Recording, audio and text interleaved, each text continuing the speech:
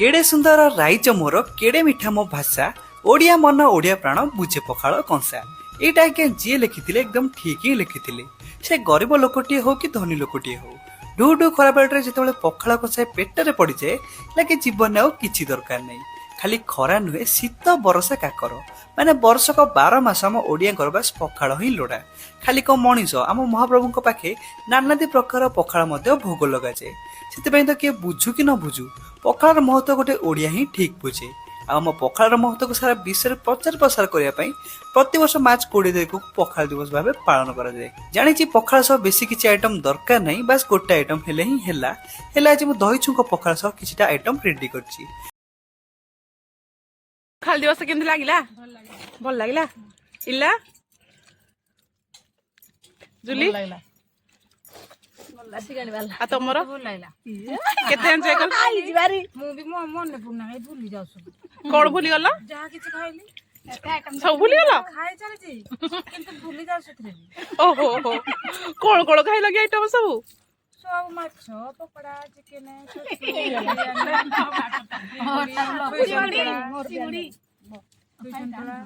माछ चिल्ली बैगन भर्ता सलाड सब किछि टमाटो खट्टा ताले एते शांति हे गलो ओ शांति आ तू बोल स्मिता बढ़िया लागला आंबुलडा। दीपा आ तमरा बहुत भल लागला। आमर तो बहुत भल लागला। समस्ते मिसिकी खाइले बेसी एन्जॉय लागला। समस्ते मिसिकी खाइले पखाल दिवस मनैलु। आउ आर वर्ष को बंची थिला पुणी हबो आउ पखाल पखाल भातरे उली गुटे हेले लागुती केरे मजा। पखाल भातरे उली गुटे हेले लागुती केरे मजा।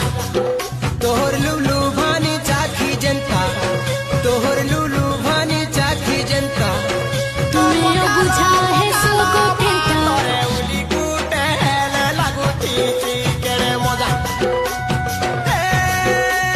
पखाल भातरे उली गुटे हेले लागुती केरे मजा।